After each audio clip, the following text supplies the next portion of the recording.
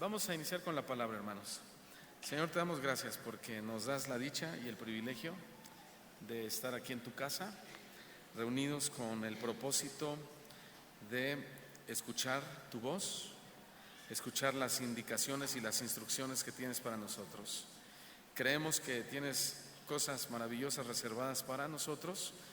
Sabemos que estamos viviendo los últimos tiempos y hoy más que nunca tenemos que estar atentos, con un corazón receptivo, con un espíritu sensible, porque tú quieres preservarnos para vida eterna, Señor, en medio de este mundo tan lleno de inmoralidad, de terror, de influencia satánica.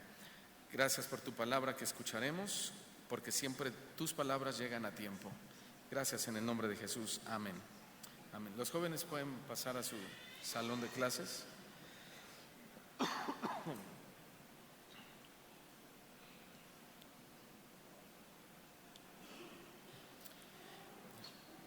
Bueno, les recordamos a ustedes y a los que nos están viendo por internet que el próximo 27 y 28 de febrero tenemos nuestro tercer congreso seminario para adolescentes, jóvenes adultos, solteros de 28 para arriba, y también los padres de familia pueden venir.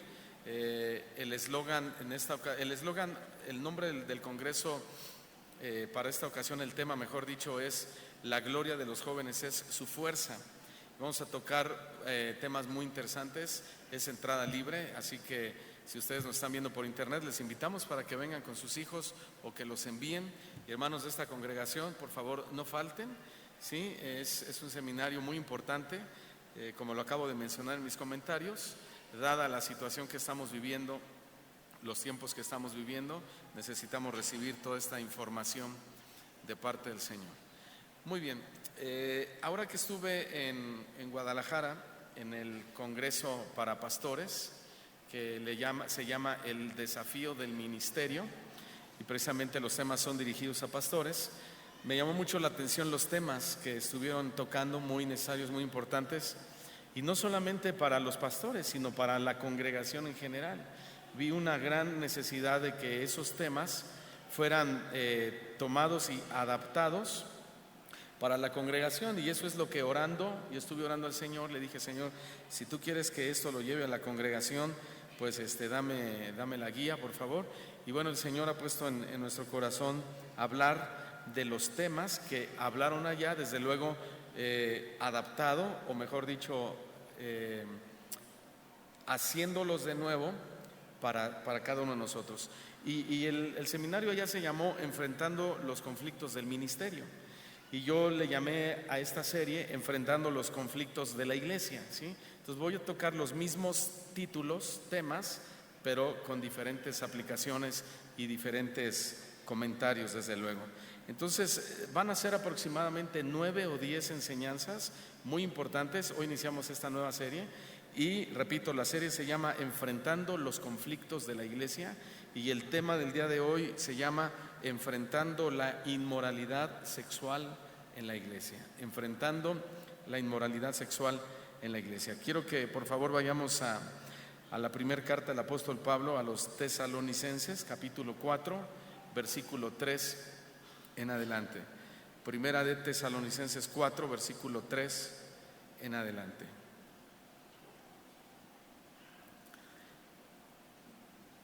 Dice el apóstol Pablo de la siguiente manera: pues la voluntad de Dios, ¿qué es? ¿Ya lo encontraron? A ver, digamos todos: pues la voluntad de Dios es, a ver, vamos a personalizarlo, nuestra santificación. ¿Cuál es la voluntad de Dios?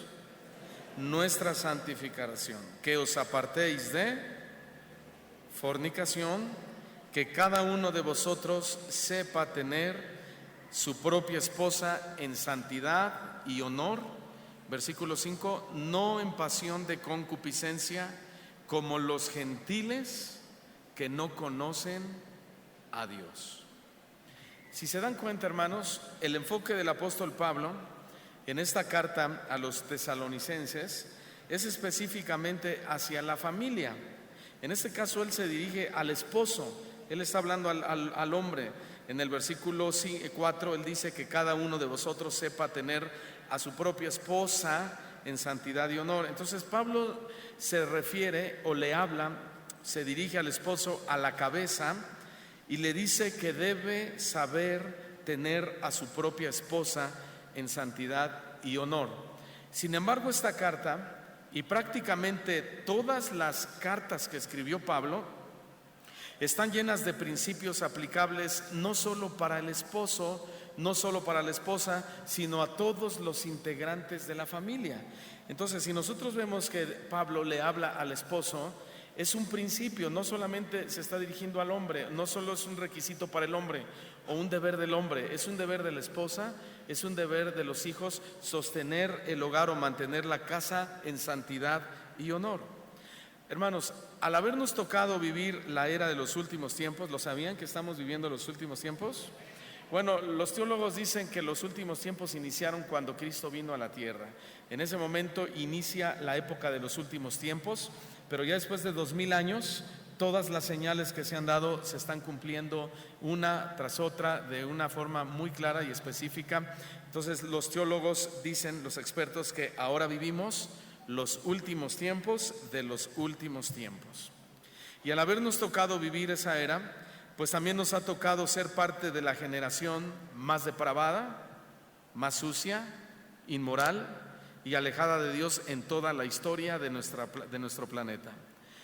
La Biblia dice que esta época es igual a la época de Noé, que como resultado Dios trajo destrucción a la tierra con un diluvio.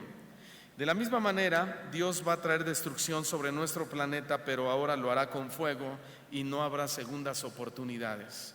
Eso es lo que dice la Escritura. Hoy como nunca las aberraciones inmorales están prácticamente al alcance de toda la gente. Y cuando digo de toda la gente me refiero de cristianos y no cristianos, creyentes, no creyentes, hijos de Dios, no hijos de Dios. Hoy hasta las leyes de las sociedades mundiales han modificado y aprobado innumerables legislaciones para satisfacer, fíjense bien, no en sí los derechos humanos o no en sí los derechos de la ciudadanía, como ellos dicen, sino más bien las depravaciones que hay en lo más adentro de las mentes y los corazones de los seres humanos. Lo que estoy diciendo es que las legislaciones de los países están aprobando, autorizando, firmando, ¿sí?, leyes que satisfagan no la moral, sino la inmoralidad que existe en la mente y en los corazones de todo el mundo. ¿Sí? Sin lugar a dudas, es un buen momento para reflexionar y pensar acerca de entonces cuál es nuestra condición moral ante este gran ataque de Satanás, porque esa es la realidad. Esto es una avalancha de Satanás, de demonios que están operando todo el tiempo. Satanás es nuestro acusador, dice que de día y de noche se presenta delante de Dios para acusar a cada uno de los hermanos, y así es como está trabajando Satanás. Y la pregunta es, ¿cuál es nuestra condición moral? ¿Sí? ¿O contra qué estamos luchando en realidad? ¿Qué estamos haciendo nosotros como cristianos, como hijos de Dios, para solucionar este problema del conflicto, de la inmoralidad sexual que se está dando incluso dentro de la propia iglesia del cuerpo de nuestro Señor Jesucristo? Volvamos a leer, por favor, esta carta que Pablo escribió a los tesalonicenses.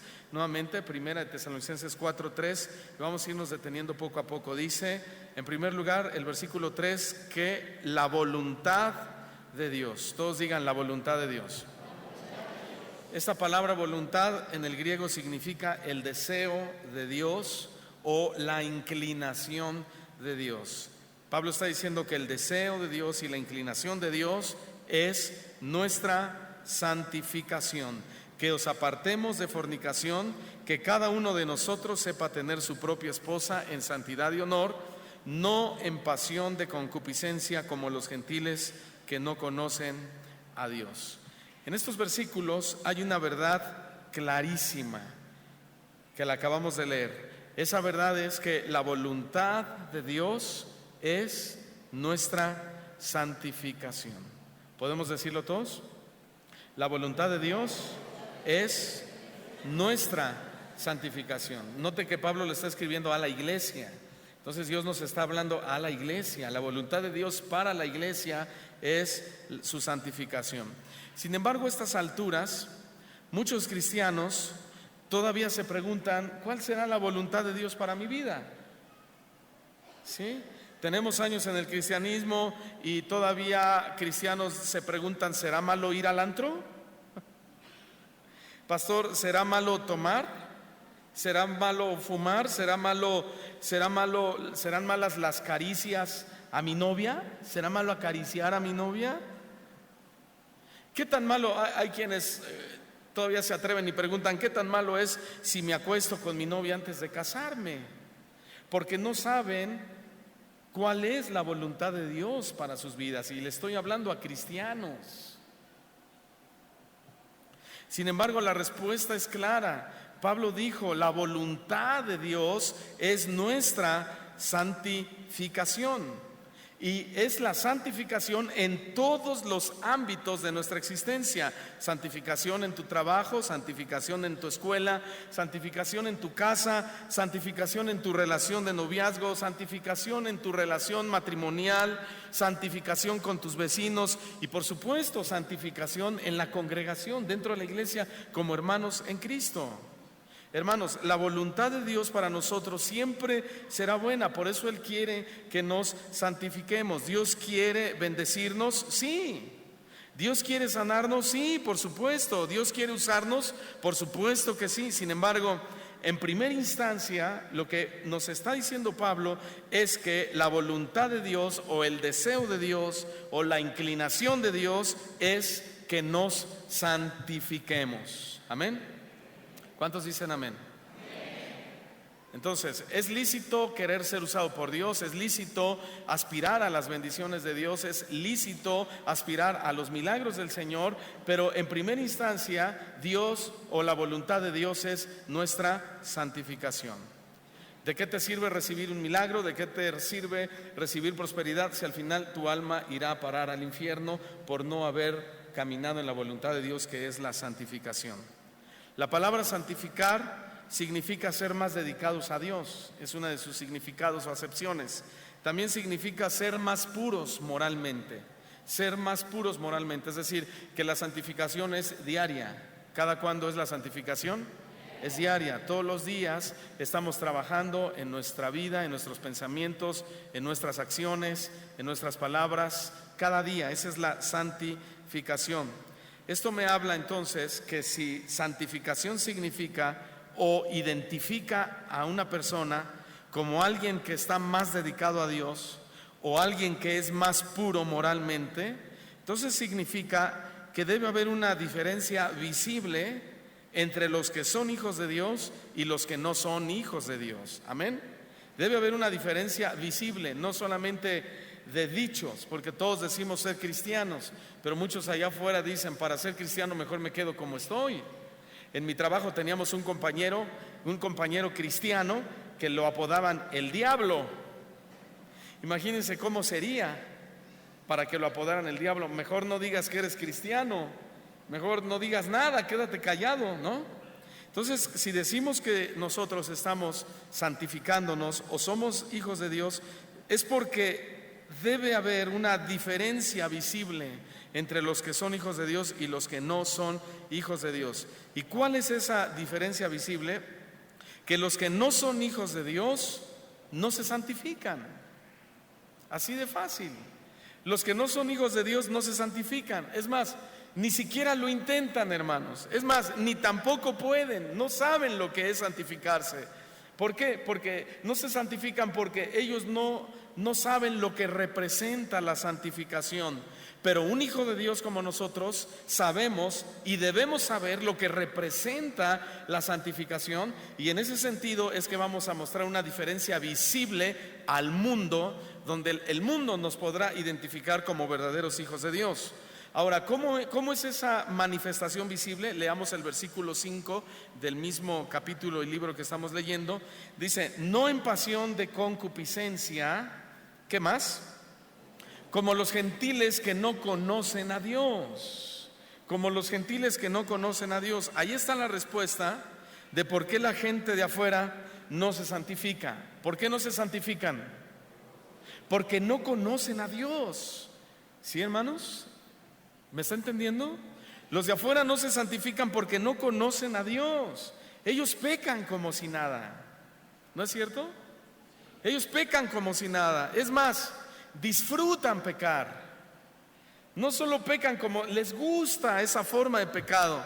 Disfrutan adulterar, disfrutan fornicar, disfrutan ver pornografía, disfrutan operarse sus cuerpos para verse más atractivas, porque no conocen a Dios. Porque si conocieran a Dios, estarían caminando por la vía de la santificación. ¿Por qué? Porque entenderían que esa es la voluntad de Dios para nosotros.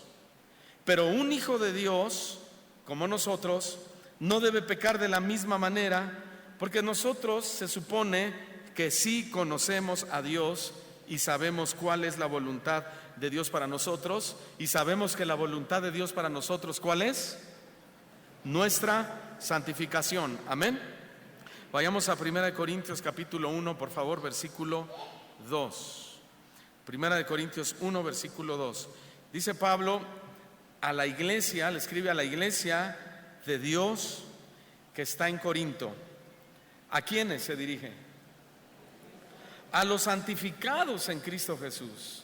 A la iglesia de Dios que está en Corinto, a los santificados en Cristo Jesús, a los llamados a ser santos, con todos los que en cualquier lugar invocan el nombre de nuestro Señor Jesucristo, Señor de ellos y nuestro. Bien, según Pablo, el llamado a la santificación es ¿para quién? ¿Para quién? Para todos los que invocan el nombre del Señor. En otras palabras, el llamado a la santificación o la invitación a la santificación es a todos los que hemos recibido a Cristo en nuestro corazón. ¿Ustedes ya recibieron a Cristo en su corazón? Entonces usted tiene una invitación de parte de Dios a la santificación. Usted tiene entonces el compromiso con Dios, la responsabilidad de Dios de mostrar una diferencia visible en el mundo y aún entre muchos cristianos en todo el mundo, que no se les nota lo cristianos, no se les nota lo hijos de Dios, no se visten igual que los del mundo, hablan igual que los del mundo, se ríen igual que los de lo que se ríe en el mundo, practican las mismas cosas del mundo, codician lo mismo que los del mundo codician, pelean y maltratan a sus esposas como los que no conocen a Dios. Y eso es precisamente la confrontación que el Señor nos trae a nosotros como iglesia, que tiene que haber una diferencia visible entre un hijo de Dios y uno que no es hijo de Dios, y puede haber dentro de la iglesia no hijos de Dios. Por eso Pablo claramente dice a la iglesia de Dios que está en Corinto, a los santificados en Cristo Jesús, porque dentro de la iglesia hay cristianos de etiqueta, pero que no están trabajando en su santificación. Y Pablo le está hablando a los santificados en Cristo Jesús, a los llamados a ser santos. ¿Cuántos ya aceptamos a Cristo en nuestro corazón? Entonces, la santificación no solamente es para el líder de la congregación, para los diáconos, no solo es para el pastor o para algún grupo en especial. La santificación es para todos, lo que acabamos de leer, los que en cualquier lugar invocan o adoran el nombre del Señor Jesucristo.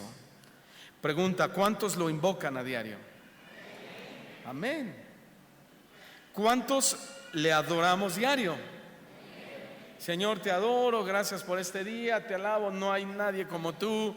Señor, eres lo más valioso en mi corazón. Sin ti, de verdad que mi vida seguiría vacía. Te agradezco por tu enorme, etcétera. ¿Cuántos lo hacemos todos los días? ¿Qué significa eso?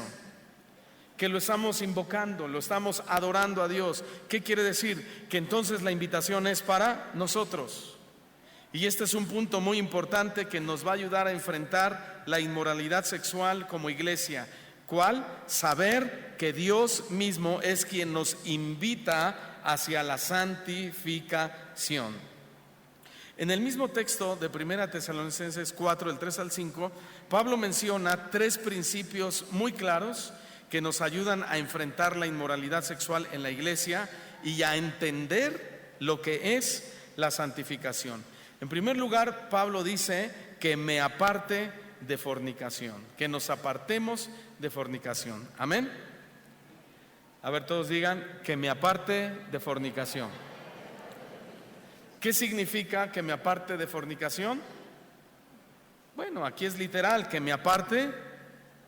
No está hablando solamente de los solteros que tienen relaciones sexuales con solteras, sino él está hablando de toda relación sexual ilícita o todo acto de inmoralidad, ¿sí?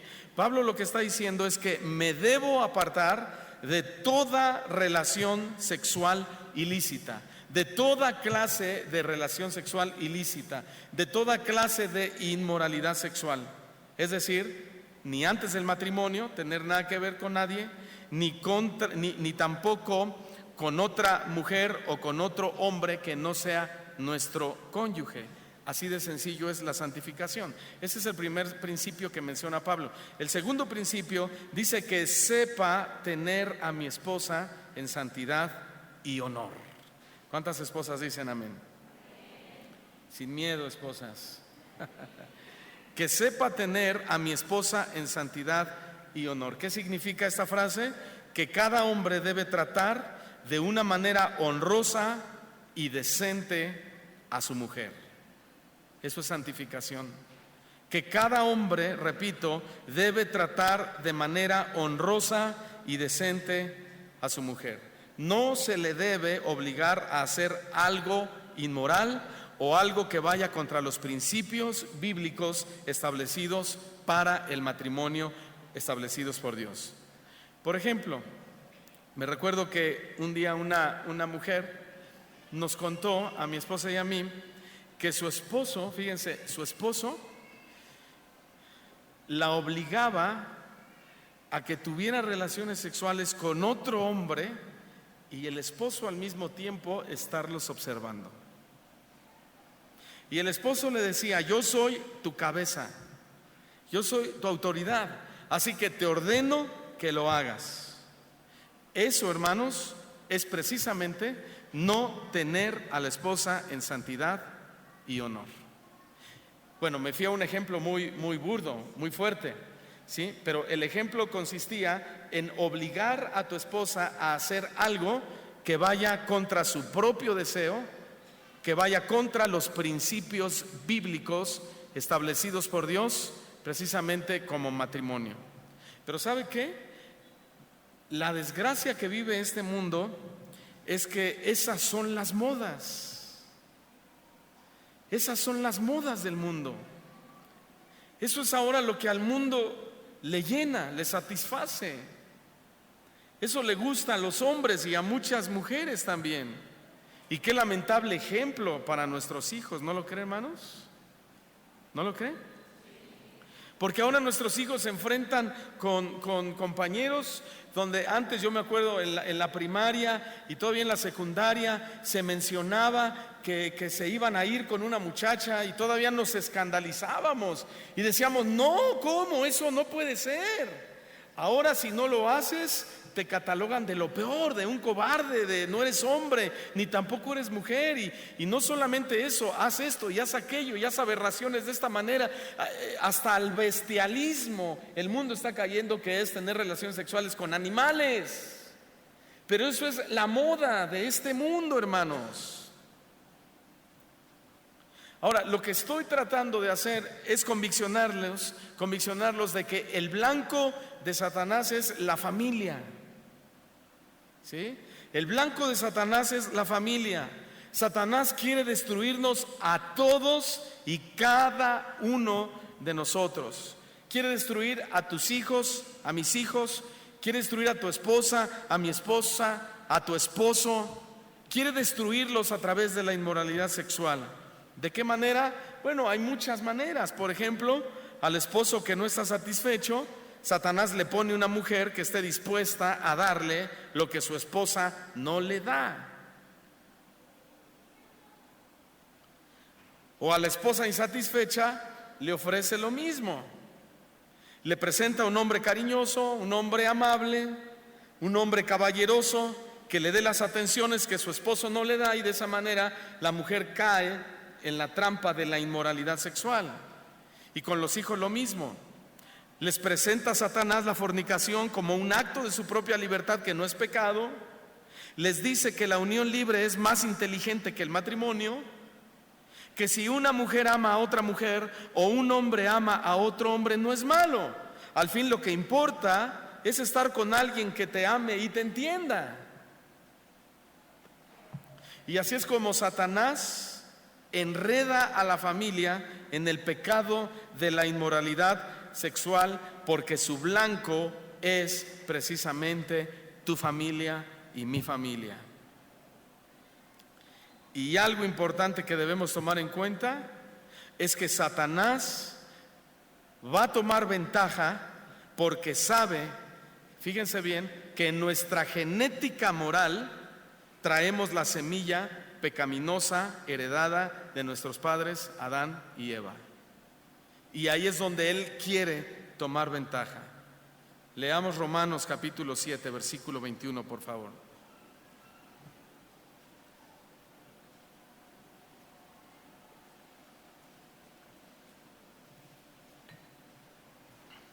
Dice Pablo que queriendo yo hacer el bien, ¿cuántos quieren hacer el bien? Pablo también. Así que queriendo yo hacer el bien, hallo esta ley. Esta palabra hallo significa descubro una ley. ¿Qué descubrió Pablo? Que el mal está en mí. Esta palabra o esta frase, el mal, se traduce como lo perverso, los pensamientos perversos, las acciones perversas, los deseos perversos, dice Pablo, los pensamientos inmorales, las acciones inmorales están en mí, porque según el hombre interior me deleito en la ley de Dios, pero veo otra ley, versículo 23, en mis miembros que se revela. Significa que es absolutamente opuesta contra la ley de mi mente y que me lleva cautivo a la ley del pecado. Esta palabra cautivo significa que toma control, dice Pablo. Esta ley toma control de mi cuerpo y me lleva a la ley del pecado que está en mis miembros, lo cual significa me lleva de tal manera a personificar el pecado, es decir, al acto del pecado.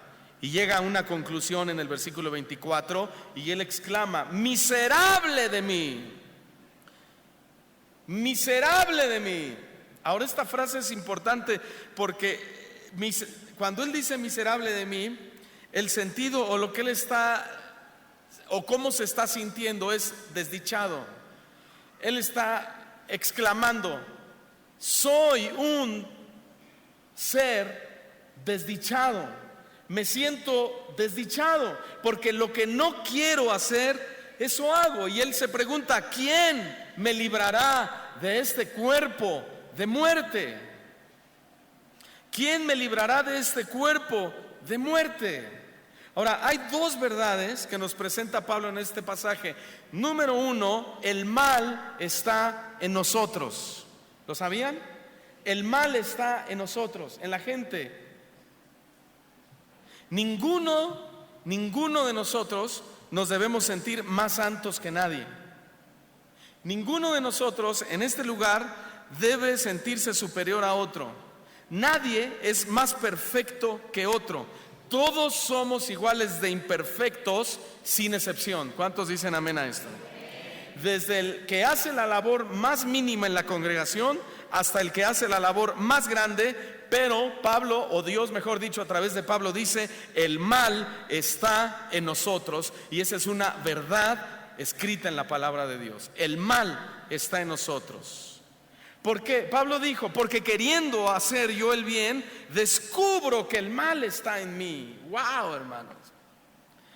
Yo quiero hacer el bien, dice Pablo, pero hallo que el mal está en mí.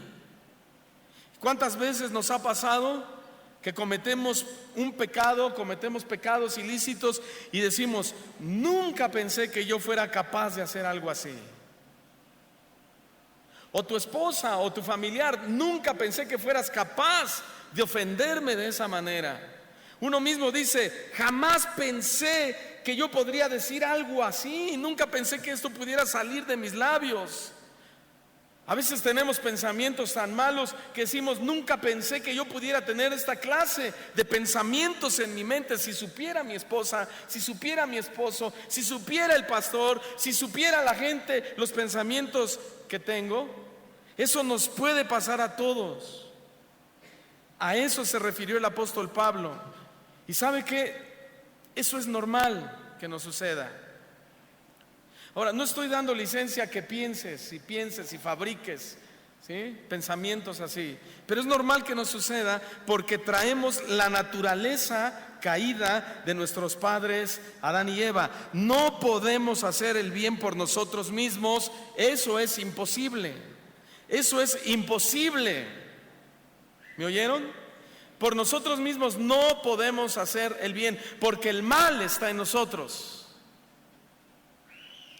Hasta que Cristo comienza a reinar en nuestro corazón, es que comenzamos a ser restaurados de nuestra vieja naturaleza. Por Adán entró el pecado y la muerte, por un hombre, y por otro hombre, por Cristo, entró la gracia y la vida eterna y el perdón de nuestros pecados.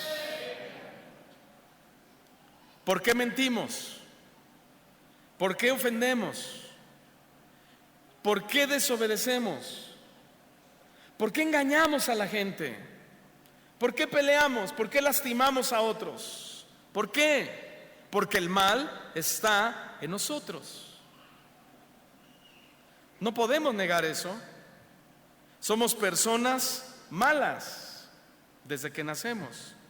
Todos venimos a este mundo con la ley del pecado en nuestros miembros. Absolutamente todos. Los que somos casados debemos estar conscientes que nuestra esposa falla y va a seguir fallando, y tu esposo falla y va a seguir fallando porque es un pecador.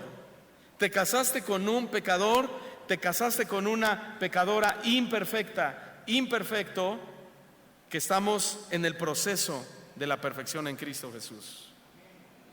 No pidas una esposa perfecta, no pidas un esposo perfecto.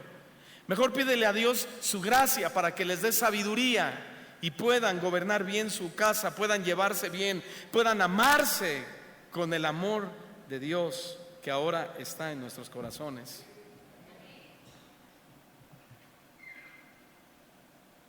Pero la segunda verdad que contiene Romanos 7:24 que acabamos de leer es que aunque por naturaleza el mal está en nosotros, hay otra ley. Y esa es otra verdad en la Escritura, que la ley de Dios, hay una ley, la ley de Dios que está en nosotros y hace que nuestro hombre interior también se pueda deleitar tremendamente en Dios. ¿Cuántos dicen amén? Entonces tenemos dos leyes, la ley de la carne y la ley del espíritu. No estamos perdidos del todo, ¿verdad? Esa también es una verdad y es una buena noticia. ¿Cuántos dicen amén, hermanos? Es una buena noticia. Es una verdad positiva que lucha contra la otra verdad negativa de que el mal está en nosotros. Es una lucha del bien contra el mal. Lo que Pablo está diciendo es que aunque corporalmente buscamos el pecado, aunque voluntariamente estamos pensando en el pecado, también interiormente, por la gracia de Dios, nos podemos deleitar en la ley de Dios. Aleluya. ¿Y cuántos se deleitan, por ejemplo, en la justicia de Dios? Bueno, ¿sí de verdad se deleita en la justicia de Dios? ¿Eso qué quiere decir? Que la ley de Dios está funcionando dentro de usted, porque tienes la capacidad de deleitarte en las cosas justas de Dios. ¿Cuántos nos deleitamos en la alabanza, en la adoración? ¿Cuántos nos deleitamos en la oración? A ver, no les oigo. ¿Cuántos nos deleitamos al oír la palabra de Dios? ¿Por qué? Porque la ley de Dios también está en nuestro corazón. Ahí está nuestra lucha de la carne contra el espíritu que precisamente le habló Pablo a los Gálatas. Ahora, David fue un hombre que cometió pecado de adulterio. Sí, Sin embargo, posteriormente, él pudo testificar que su deleite estaba en las cosas de Dios. Su cuerpo de pecado, el mal que estaba en él, lo llevó a cometer un acto horrible a los ojos de Dios, a los ojos de toda su nación. ¿Sí? Dios lo perdona, lo restaura, pero él también tenía la capacidad al mismo tiempo de deleitarse y buscar el arrepentimiento en Dios. Y eso es algo que Dios nos dio a nosotros también, afortunadamente. Vamos al Salmo 19, versículo 8, por favor.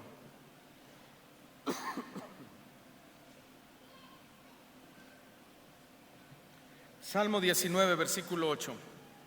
Los mandamientos, dice David. Aquí vemos a un hombre que había cometido adulterio, pero que tiene la capacidad de deleitarse en las cosas de Dios también. Y dice que los mandamientos de Jehová son rectos, que alegran el corazón. El precepto de Jehová es puro, que alumbra los ojos.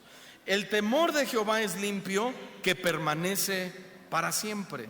Los juicios de Jehová son verdad, todos justos. Deseables son más que el oro y más que mucho oro afinado, y dulces más que la miel y la que destila del panal. ¿Cuántos dicen amén bien fuerte, hermanos? Vemos a un David, hermanos, deleitándose también en la ley de Dios. Dile al que está a tu lado, sí podemos deleitarnos en la ley de Dios. Dile, Dios perdona nuestros pecados. Él ya perdonó nuestros pecados pasados, presentes y futuros en la cruz del Calvario. Y estamos en un proceso de perfección que es la santificación. O sea, no estoy diciendo que el haber perdonado los pecados futuros tenemos licencia para pecar al fin que ya nos perdonó. Es que uno que ha nacido de nuevo no peca de esa manera. Esa es la diferencia. Entonces, ¿cómo enfrentamos la inmoralidad sexual en la iglesia? De dos maneras. Número uno, deleitándonos en su palabra. ¿Sí? Número uno, deleitándonos en su palabra. Y su palabra está llena de principios. ¿Y qué es un principio? Es algo que nosotros debemos llevar a cabo para que nos vaya bien en la vida. ¿Cuántos quieren que les vaya bien en la vida, hermanos? Tenemos que aplicar los principios de la Escritura. El problema es que muchos cristianos ven los principios como una camisa de fuerza que les quita su libertad.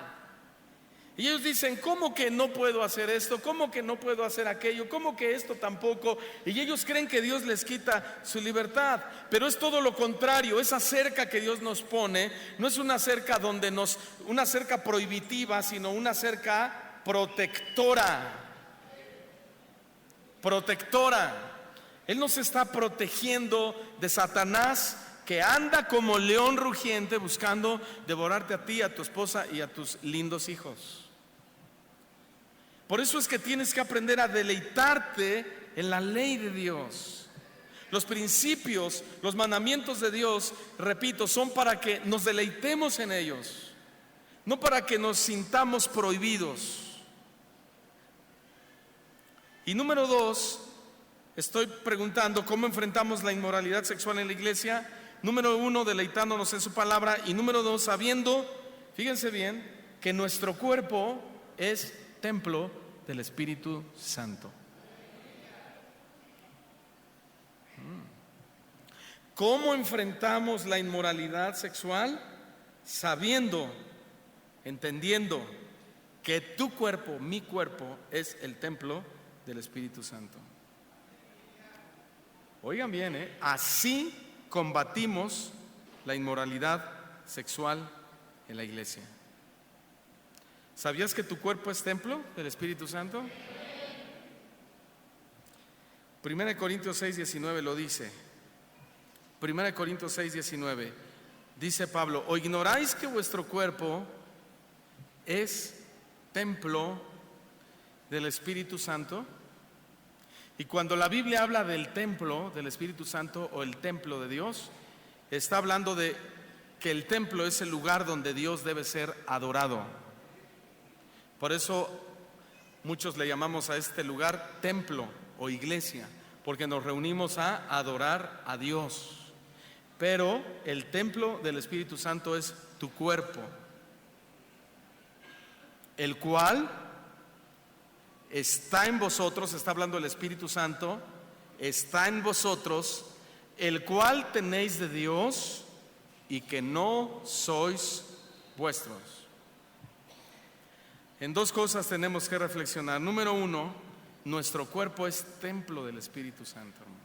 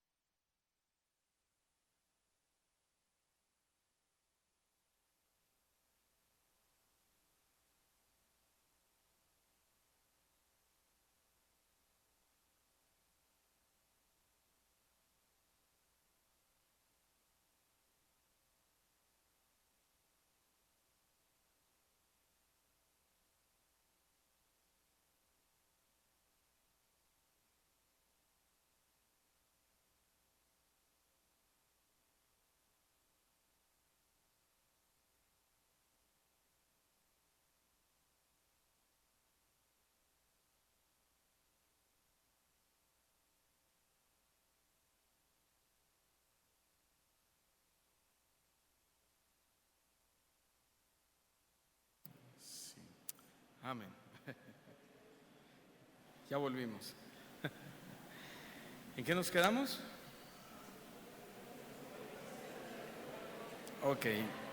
¿En que nuestro cuerpo qué es? Muy bien, nuestro cuerpo es el templo del Espíritu Santo.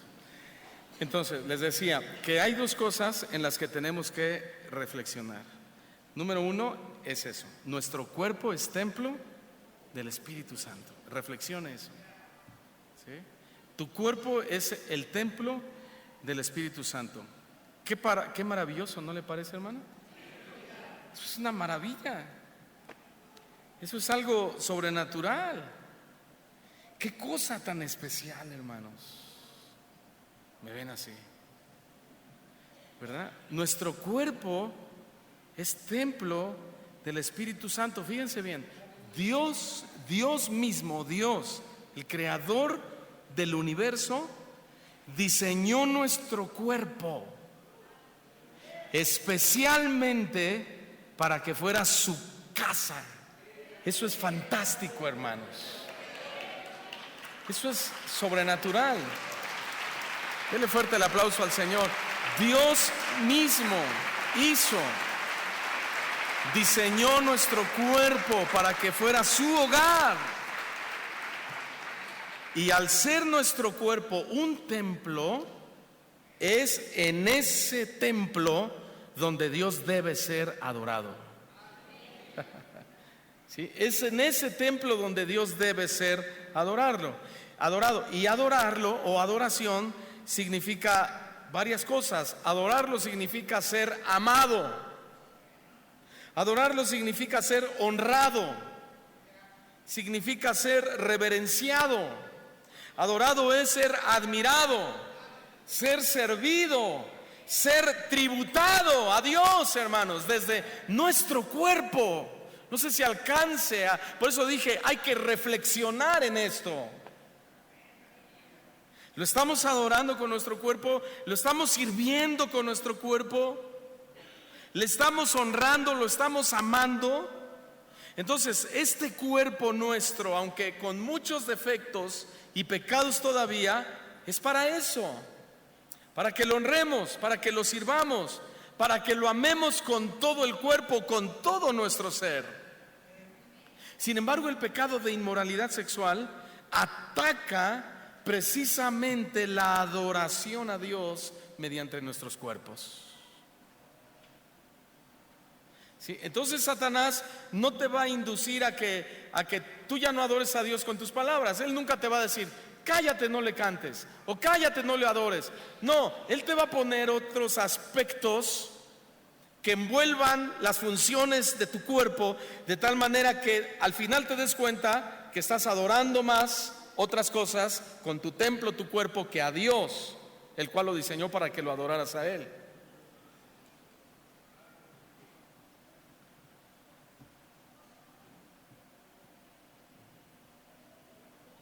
Literalmente, entonces, lo que estoy diciendo es que nosotros deshonramos a Dios si no lo adoramos, si no lo veneramos, si no lo honramos con nuestro cuerpo. Por eso es que una de las formas de enfrentar el pecado de la inmoralidad sexual es entendiendo que fuimos especialmente hechos cuerpos para adorar, hechos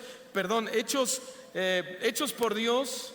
Nuestro cuerpo fue hecho por Dios especialmente para adorarlo con nuestro cuerpo, con nuestra vida, con nuestra conducta, con lo que hablamos, con lo que vemos, con lo que pensamos, con lo que somos. Y debemos aprender a llevar cautivo todo pensamiento a la obediencia a Cristo. Hazte un autoanálisis y tú mismo valórate si realmente tu cuerpo ha estado adorando, honrando, tributando, amando, sirviendo a Dios, o tal vez has estado adorando al príncipe de este siglo. Otra cosa que tenemos que reflexionar es que nuestro cuerpo no es nuestro. Dijo Pablo, el cual tenéis y que no sois vuestros. Tu cuerpo no es tuyo. ¿Lo sabías? Tu cuerpo no es tuyo. No es tuyo. Reflexiona en eso. No es tuyo. Y si nuestro cuerpo no es nuestro, no podemos tomar decisiones sobre él, porque no es nuestro. No podemos decidir qué es lo mejor para nosotros. Es más, ni siquiera sabemos lo que sea mejor para nosotros. Dios es el único que sabe qué es lo mejor para nosotros, porque Él es el dueño de nuestro cuerpo. Él es el dueño de nuestro cuerpo. Por ejemplo, ¿un cristiano puede tatuarse? Bueno, sí puede, pero no debe. ¿Un cristiano puede tatuarse? Sí puede, pero no debe. ¿Por qué no debe? Porque su cuerpo no es de él. Estoy hablando de un cristiano, porque su cuerpo no es de él. Pero le voy a poner, Cristo es mi Señor y Salvador. No. Mira, si tú le pides permiso a él, aunque le quieras poner aquí todo, te quieras tatuar todo Isaías 53, él te va a decir que no.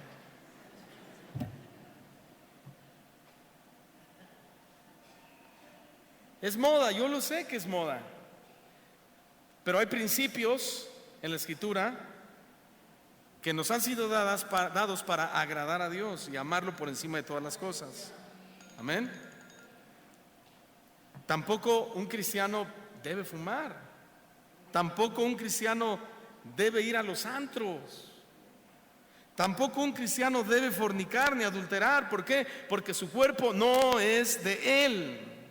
A eso se refirió Pablo cuando dijo, no sois vuestros, no sois vuestros. No puedes tomar las decisiones tú, las decisiones las tomo yo, dice el Señor. Desde luego a los hijos de Dios. Romanos 14, versículo 7 dice así, Romanos 14, 7, porque ninguno, y esto excluye a todos, ninguno de vosotros vive para sí y ninguno muere para sí, porque si vivimos, para el Señor vivimos, y si morimos, para el Señor morimos.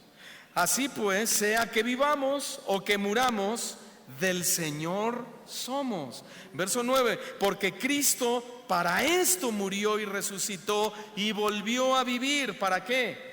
Para ser Señor así de los muertos como de los que viven. Cristo es el Señor de los vivos, de nosotros, hermanos.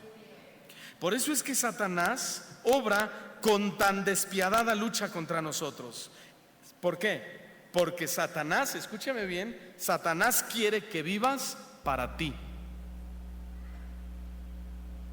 Sí, Satanás quiere que vivas para ti, en contraposición de lo que Dios quiere. Él quiere que vivas para Él. Lo acabamos de leer. El adulterio, la fornicación, la sensualidad, la pornografía, la homosexualidad, el lesbianismo, etcétera, etcétera, etcétera, son maneras de vivir para sí. Son maneras de vivir para uno mismo. Y según palabras del apóstol Santiago, vivir para ti es dejarte atraer y seducir por el pecado. Santiago 1:14.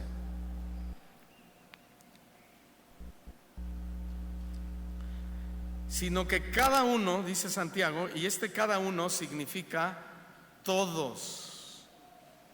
Entonces tú no puedes decir, a mí no, esto es para todos, porque el mal está en todos, amén.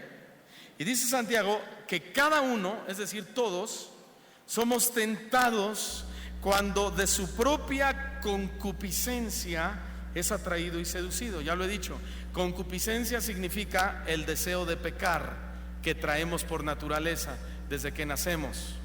Entonces vuelvo a leer, todos somos tentados cuando de nuestra propia concupiscencia, por nuestros propios deseos de pecar, somos atraídos y seducidos. Entonces la concupiscencia o los deseos de pecar, después que ha concebido, da a luz el pecado. Y el pecado siendo consumado, es decir, llevándose a cabo, da a luz la muerte. Y ahí está la tragedia. ¿Sí? Entonces Santiago nos revela una verdad que no podemos negar. ¿Cuál? Todos los seres humanos, todos, absolutamente todos, hombres y mujeres, porque muchas mujeres creen que solamente los hombres están obstinados con el pecado de la sexualidad, pero también hay muchas mujeres. Es más, todos, el mayor porcentaje, si usted lo sabía o no lo sabía, el mayor porcentaje de personas que compran juguetes sexuales son mujeres. Pero todos los seres humanos, según Santiago, somos seducidos y atraídos por el pecado. Todos, seducidos y atraídos por el pecado. Todos. Por ejemplo, un hombre ve a una mujer atractiva y de inmediato se siente atraído y seducido a ella.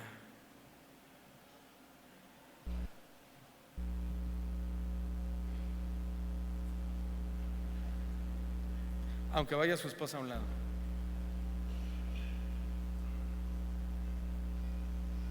Las mujeres también padecen de lo mismo. Ven a un hombre fuerte, varonil, atento, cariñoso, y también se sienten atraídas. Es una verdad natural. Ahora entiende la exclamación de Pablo: miserable de mí.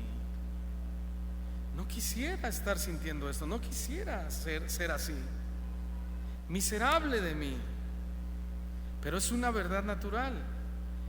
Eso es nuestra concupiscencia que nos seduce. Son nuestros propios deseos de pecar que ya traemos de fábrica. Eso es una verdad absoluta en todos, pero es una verdad preocupante. Pero hay otra verdad que preocupa más.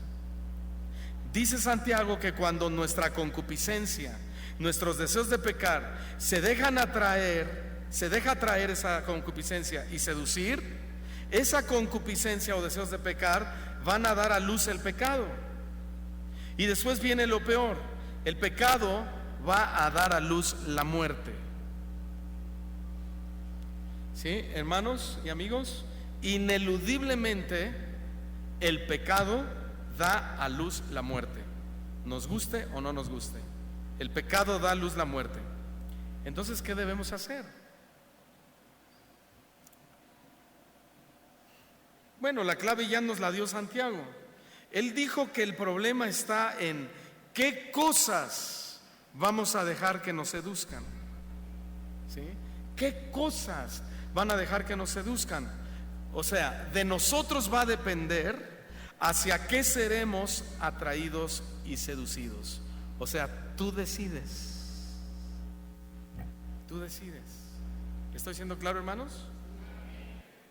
El pecado de la inmoralidad sexual, como cualquier otro, son pecados que no se pueden esconder para siempre. Tarde o temprano van a salir a la luz, como lo dice Hebreos capítulo 4, versículo 13. No hay cosa creada que no sea manifiesta en su presencia. Manifiesta en su presencia significa que no hay nada que sea invisible a los ojos de Dios, que no pueda ver. Antes bien, todas las cosas están desnudas y están abiertas a los ojos de aquel a quien tenemos que dar cuenta.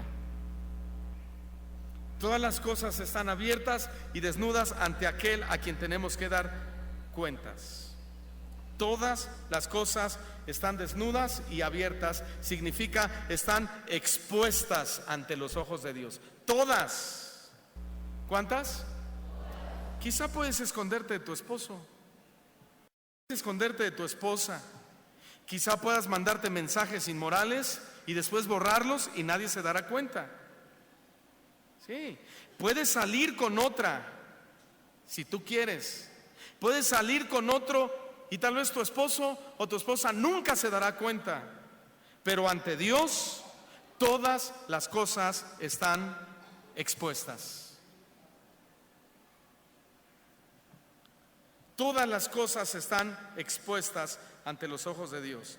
¿Qué dice David en el Salmo 139, versículo 7? ¿A dónde me iré de tu espíritu? ¿A dónde me iré de tu espíritu, Señor? ¿A dónde huiré de tu presencia? Si subiera a los cielos, ahí estás tú. Y si en el Seol hiciere mi estrado, he aquí, ahí estás tú. Si tomare las alas del alba y habitar en el extremo del mar, ahí estás tú. ¿A dónde podemos huir de su presencia, hermanos? Pero el escritor de Hebreos nos revela otro aspecto que debemos considerar y que también nos ayuda a enfrentar el pecado de la inmoralidad sexual. Dice que tenemos que dar cuenta a Dios. Eso no nos gusta nada, ¿verdad? No crea que a mí me gusta, hermano, no me gusta. Pero está en la palabra y tengo que reflexionar en esto. Tenemos que dar cuenta, así como lo oyen. Pero el escritor de Hebreos lo que trata es de infundirnos temor, infundirnos temor al castigo, diciéndonos eso, que tendremos que dar cuentas a Dios. Dios hará muchas preguntas. ¿Estás preparado para las respuestas? ¿Por qué engañaste a tu mujer?, va a decir el Señor. ¿Por qué engañaste a tu esposo? ¿Por qué veías con esos ojos a la vecina? ¿Por qué veías con esos ojos al vecino? ¿Por qué chateabas a escondidas con él o con ella? ¿Por qué? Esas serán preguntas difíciles de responder. ¿Habrá algo que podamos hacer como iglesia para enfrentar el pecado de la inmoralidad sexual antes de que Dios nos llame a dar cuentas? Afortunadamente sí. El Proverbio capítulo 4 versículo 25 dice: tus ojos miren lo recto y diríjanse tus párpados hacia lo que tienes por delante. Tus ojos miren lo recto. Y si estás casado, lo recto es tu esposa y tu esposo. Mírala a ella, míralo a él. No mires a otra y no mires a otro. Tus ojos miren lo recto. En primer lugar, esta frase significa que tenemos de parte de Dios un libre albedrío para mirar lo que nosotros querramos. ¿Sí o no, hermanos? ¿O alguna vez has visto algo y de repente se te parece la mano de Dios tapándote los ojos? No, Él te deja. ¿Sí? Tenemos libre albedrío para mirar lo que querramos. Dios no obliga a nadie a ver lo recto, pero Él quiere que miremos lo recto. Dios no nos va a voltear la cabeza para no voltear a ver a otra mujer o a otro hombre. Nosotros decidiremos hacia dónde movemos nuestra cabeza. Dios nunca nos va a obligar a no ver programas inadecuados. El control de la televisión está en tu mano, no en la mano de Dios. Nunca se le va a aparecer Dios al adúltero cuando está pagando la habitación a punto de cometer el pecado de adulterio. No, eso lo va a decidir Él, el que está a punto de hacerlo. Dios nunca te va a desaparecer tu teléfono celular para que no le escribas a tu amante. Él no lo va a hacer. Quien decidirá no escribirle eres tú. Dios nos ha dado libre albedrío y nosotros decidimos en qué invertirlo. Pero el principio dice: tus ojos miren lo recto. Job dijo: hice pacto con mis ojos. ¿Cómo pues había yo de mirar a una virgen? ¿Qué hizo Job? Pacto con sus ojos. Job, el hombre más recto de toda la tierra, que Dios así lo dijo, se lo dijo a Satanás: mira, Job, no hay otro hombre como él en toda la tierra, un hombre recto, temeroso del mal, temeroso de Dios y apartado del mal, no hay otro como él. Nos enseñó un principio fundamental para enfrentar el pecado de la inmoralidad sexual: hacer pacto con nuestros ojos. ¿Escucharon? Hacer pacto con nuestros ojos. No significa que Job hizo un pacto literal con sus ojos, ¿verdad? De decirle a sus ojos: ojos, pacto contigo de no ver, o algo así. No. El dicho de Job tiene dos sentidos. Número uno, Job le pidió ayuda a Dios para no ver inapropiadamente a las mujeres o para no ver la inmoralidad.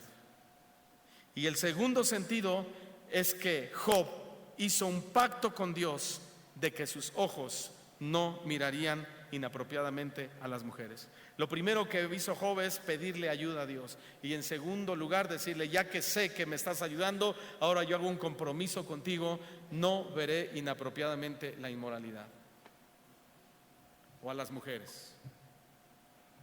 Wow.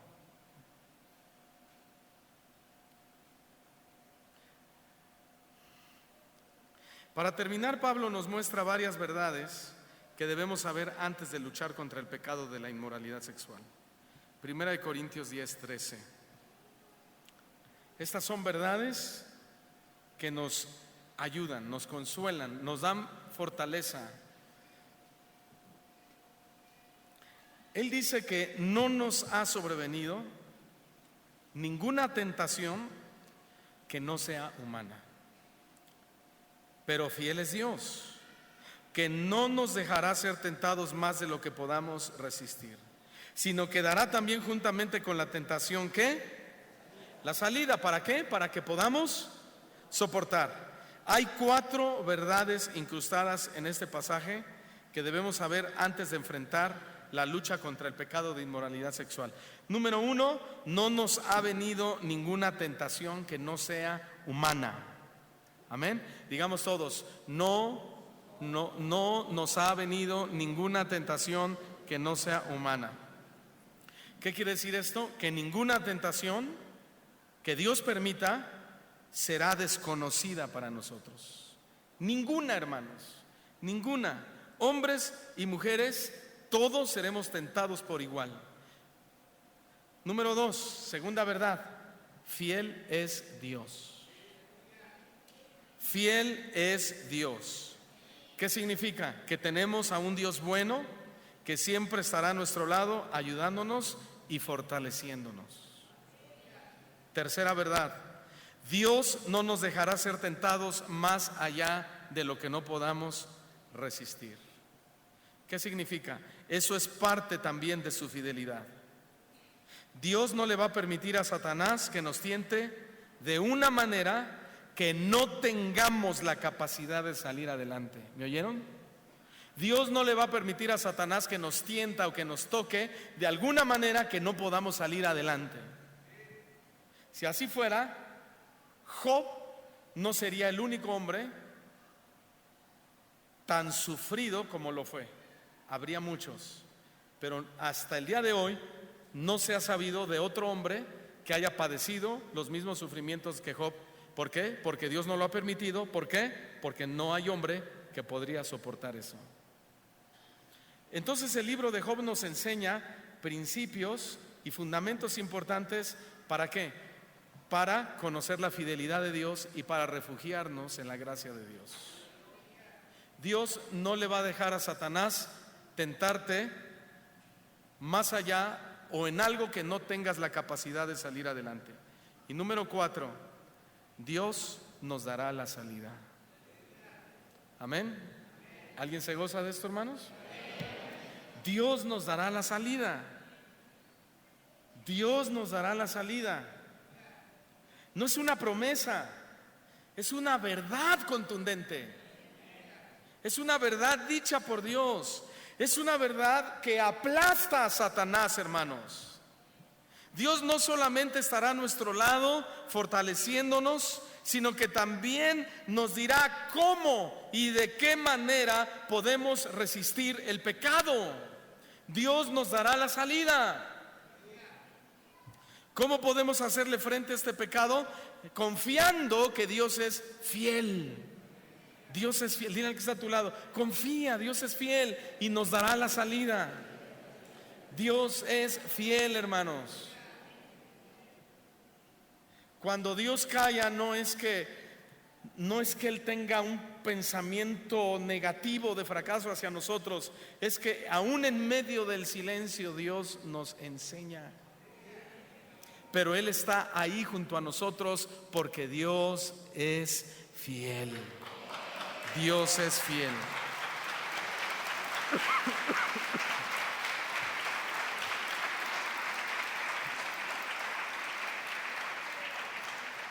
Solo anote, yo se lo voy a leer. Lamentaciones 3:22. Por la misericordia de Jehová no hemos sido consumidos.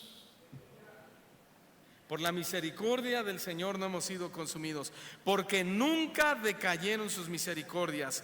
Nuevas son cada mañana, grande es su fidelidad. Primera de Juan capítulo 1 versículo 9. Si confesamos nuestros pecados, Él es fiel y justo para perdonar nuestros pecados y limpiarnos de toda maldad. Amén. Dios es fiel y justo para perdonar nuestros pecados y limpiarnos de toda maldad. Le voy a dar o le voy a leer 5 consejos importantes para combatir el pecado de la inmoralidad sexual. Número 1, no juegues con la tentación. ¿Sí? Primera de Timoteo 2:22, nadie lo busque. Número 1, no juegues con la tentación. Número 2, comienza tu día con Jesús. Marcos 1:35. Número 3, no creas las mentiras de Satanás. Satanás es padre de mentira, no hay verdad en él. Dios no es hombre para que mienta. Número 4, procura tener una buena relación en tu casa. Procura tener una buena y correcta intimidad en el hogar con tu esposa y con tu esposo. Y número 5, encuentra a un amigo, a un verdadero amigo o a un consejero que te ayude a promover la pureza. La pureza. Amén. Démosle un fuerte aplauso al Señor.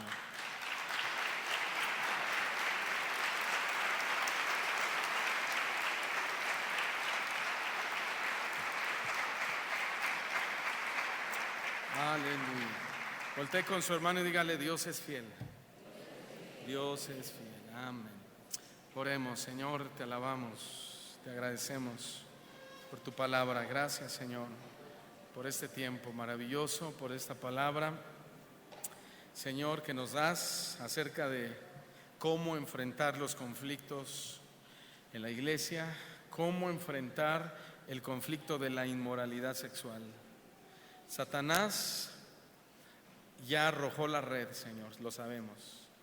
Él está usando sus mejores dardos para hacernos tropezar, para que la familia se vaya al hoyo, que nos vayamos, Señor, al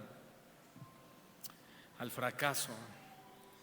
Pero hoy nos has hablado y nos has dicho que tú eres fiel, Señor, y que no le vas a permitir a Satanás que nos tiente con algo más allá de nuestras fuerzas o que no tengamos la capacidad de resistir. Confiamos en ti, Señor, pero te pedimos perdón también. Perdónanos, Señor, porque te hemos fallado, no solo en esta área, en muchas otras. Y pedimos que nos limpies, Señor, con tu palabra, que nos sigas limpiando, Señor, con el agua pura de tu palabra, para que podamos estar firmes el día de la prueba, para que podamos resistir y combatir todos y cada uno de esos dardos malignos, satánicos, destructivos de Satanás y sus demonios. Esto es un conflicto, Señor, a nivel mundial que ha invadido a la iglesia, que se ha metido a la iglesia.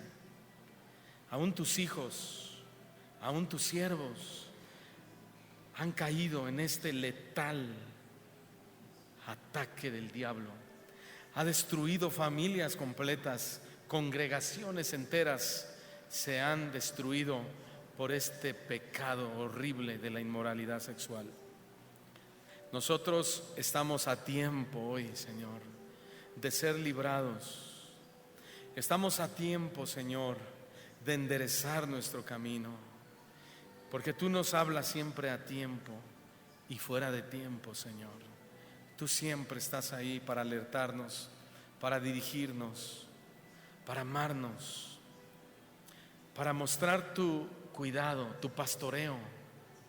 Señor, tú siempre usas tu cayado y a veces somos esas ovejas que nos salimos del redil, Señor, y comenzamos a dejarnos llevar por nuestros deseos, nuestra concupiscencia, nuestros anhelos de pecar, y terminamos pecando, desagradándote y metiéndole a este cuerpo, tu templo, inmundicia y suciedad. Cuando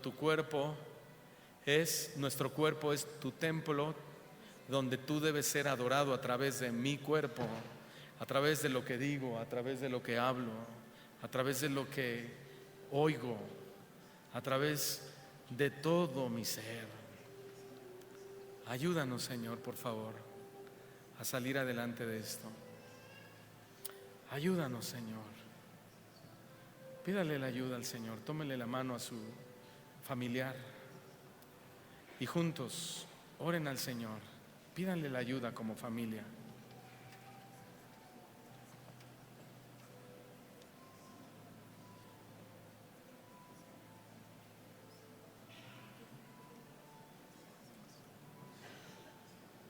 Gracias, Señor. Pídele la ayuda a Dios.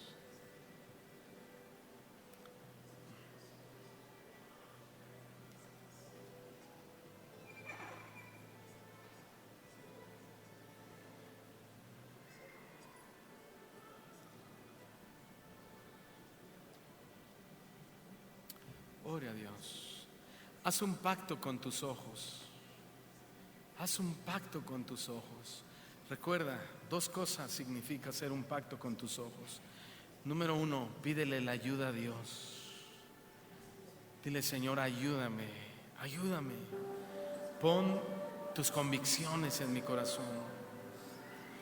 Ayúdame, pon tu temor en mi corazón para no mirar, como dijo, a una virgen, para no mirar inapropiadamente. Y número 2, haz un compromiso con Dios. Dile, Señor, hago un compromiso contigo porque sé que ahora tú me vas a ayudar. para no ver lo inmoral, para no hacer lo inmoral, para no abrirle una puerta a Satanás y que después sufra las consecuencias de todo eso.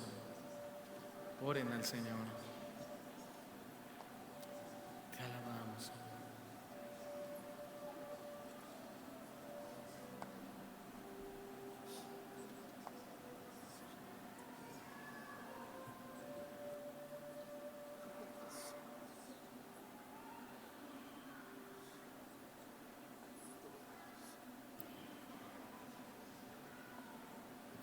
Bendito seas, Señor. Bendito seas.